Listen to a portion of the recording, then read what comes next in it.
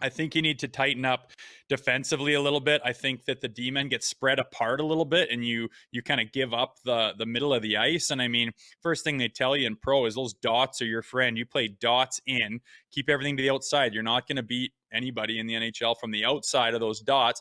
And we got spread out and crazy. I mean, that TJ Brody play, I just can't believe he Yeah. didn't notice that his partner was way up at the goal line, and it's just a simple stay in the middle, keep it to the outside. You know, your third man high might catch up, and it's not a huge deal. And he just, I don't even know what he did. He's like, he could touch the bench from where he was and lets the guy go right. It was just, oh, it was such a killer. So you tighten up that kind of stuff. The D men play a little bit tighter. Don't run around in your zone so much if you can help it.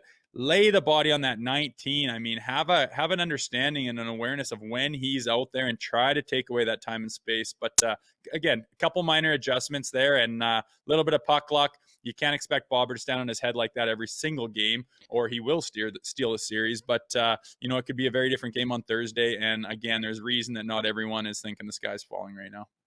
The big thing I would bring up is puck management. And you know this better than most people, having played the game at the professional level, played in the NHL.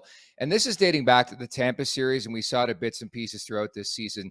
The turnovers, the pizzas, the mistakes, like especially this time here, I thought costly turnovers cost them big time, clearly. It seemed like every time they made a mistake, it was, the Panthers or the Lightning the other way, and they would score the goal, right? And you talk about Brody, you talk about that era. And more times than not, like patience is a virtue in this league. And that's what I really, really picked up on again yesterday is early on, later on in the game, just the giveaways, the free passes. They just have to be a bit more crisper. Like the level of urgency has to be ramped up, in my opinion. And I think if they do that, I think they're going to be a good standing, Rosie. Yeah, and yeah, you touched on it in the last couple, like the last minute of a game. I mean, when you're on the bench in those leagues, the coaches are yelling out, you know, last minute here, got Yeah. to be smart. That means the D-men aren't pinching. That means you're not throwing the puck through the middle of the ice. That means you're erring on the side of caution. It's just deflating as hell. I mean, we would have gone into that period, into that intermission with so much momentum, and it's just a killer to get scored on the last minute of the period. And they have done it consistently. So obviously they're not paying attention to the clock. They're not managing the game.